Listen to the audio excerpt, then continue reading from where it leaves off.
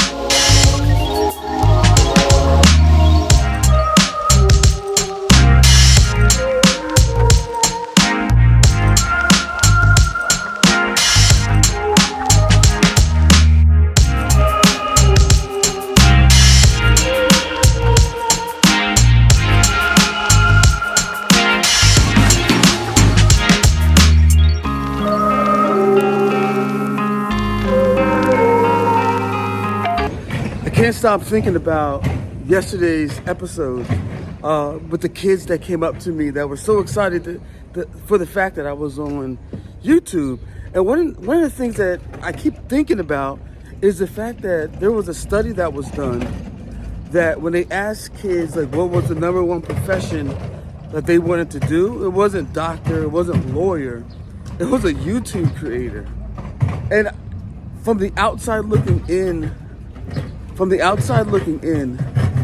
on that, I didn't get it. I didn't understand, like, why wouldn't like a lawyer but now that I'm actually doing this, I get why they want to, this is why they want to be YouTube creators. It makes sense to me.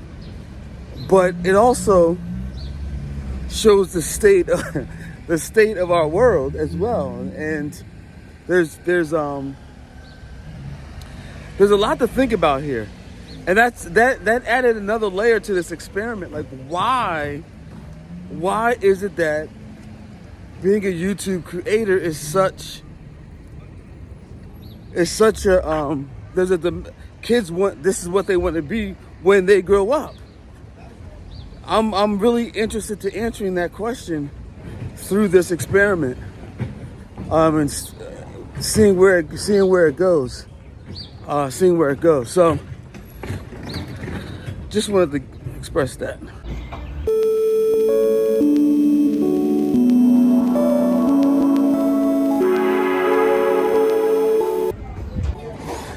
There are days like today where I want to just stop the camera from rolling.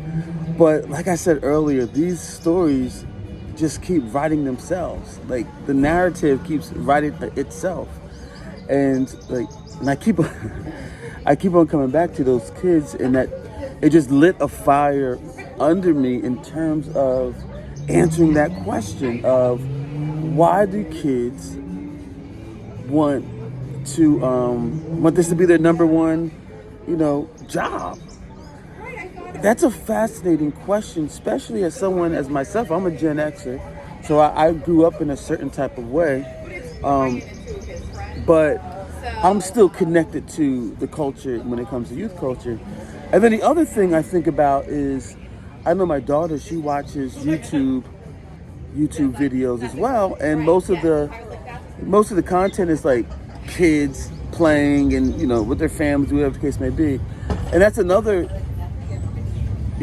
convergent motivation as well, because now that I'm on the other side, I see how my daughter responds to me and this YouTube channel, because it's interesting. It's hard to put into words right now, but without getting too deep,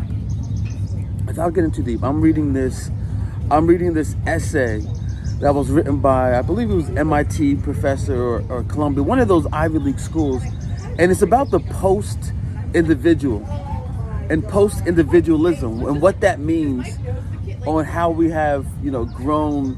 How was the individual invented? Like the whole idea of being an individual, that wasn't always a concept. Maybe 1,000 years ago, being an individual is maybe 1,000-year-old concept that has evolved over time. But now we're in a post-individual era, which is interesting because it plays to a lot of the things that we see online, and why that question that I want to answer, or at least not even get an answer, just find a framework that makes sense, that bridges the gap, because there is a place for it.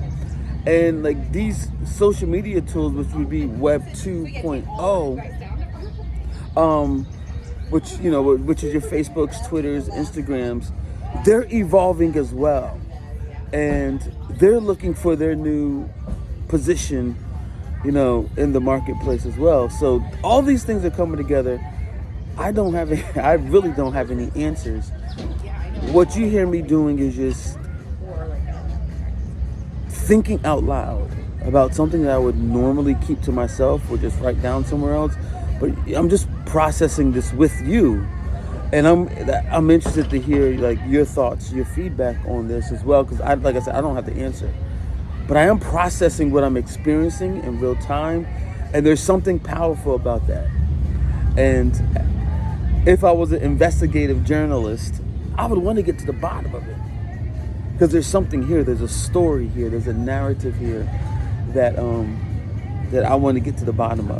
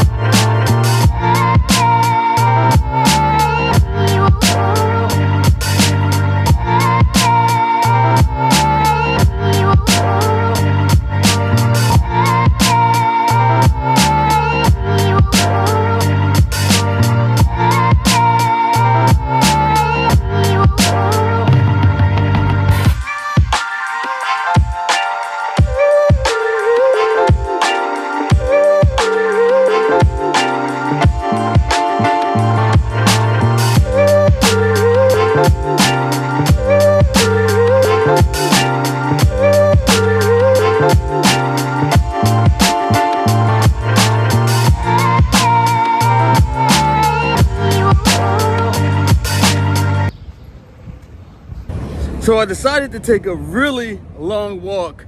I just had a breakfast sandwich that didn't fit into my, it was a lot. Let's put it that way, it was a lot. So I decided I'm going to take a very long walk. But in the process of that, something I always talk about is being a tourist in your own town. And what that really means to me is there's always this element of surprise. You never know what you're gonna see that you didn't see before. Like, so for instance, look at this view. Beautiful views. Both ways. Oh wow, it's beautiful. But anyway, yeah, being a tourist in your own town, you never know what you're gonna see. The element of surprise, again, it opens your neural pathways up. It fires them on all cylinders. To see something new. So even when I go back home, my home's gonna look refreshed. It's gonna look new, like a reset. So that's why I love to just be a tourist in my own town.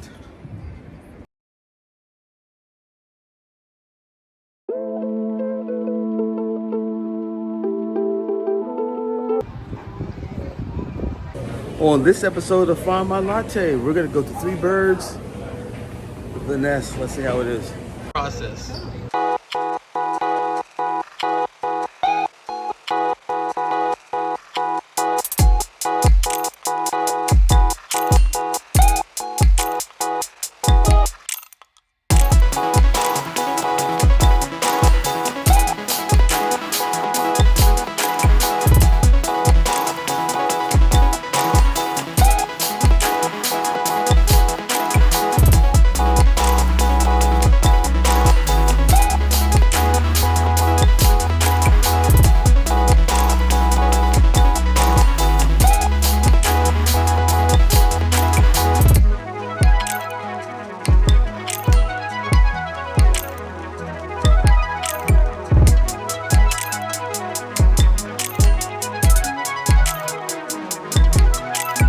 Thank you so much. Of course.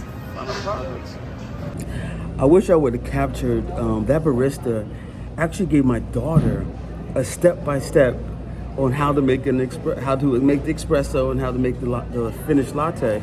And I wish I would have captured that, because one of the things we have done is we've always, even when we went to a coffee shop with my daughter, I noticed we did this, rather than us just getting the product and the consumption part, we would always point out to my daughter the people that are making it and how they're making it, and we would walk through the steps. Like, step one, she's doing this. Step two, she's doing this.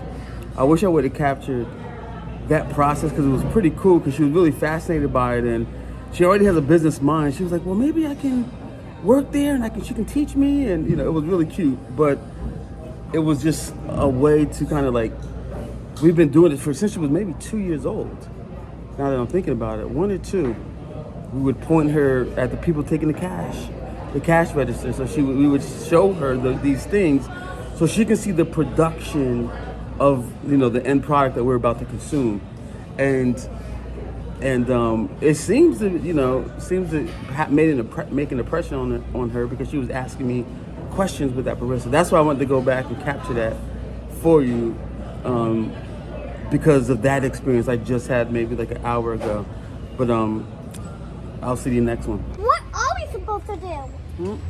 Do we just color it? Yep, you make a bookmark. However you want. Yep. So what do you want the bookmark to be? I don't even know what a bookmark is. So when you have a book, Yeah? and you stop at a certain place, you put the bookmark, so when you come back, it's on the page that you want it to be on. Oh. I don't know. When you read your books, Yep. and you're like, oh, I don't feel like reading the whole thing, so you just put the bookmark in there, so you can remember. It's too wet.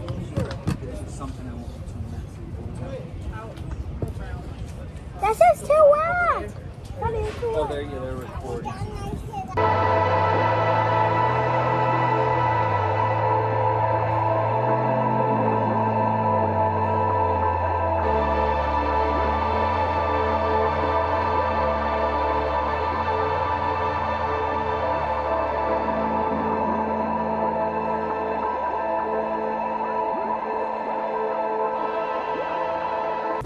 Calling it a day. So if you made it this far in the video, really appreciate it. Like I always say, if there's something in this video that resonates with you, please connect with me through the comments. If you don't have the time to do that, just give me a like. At least let me and the algorithms know that some type of cool activity is happening on this channel. Peace.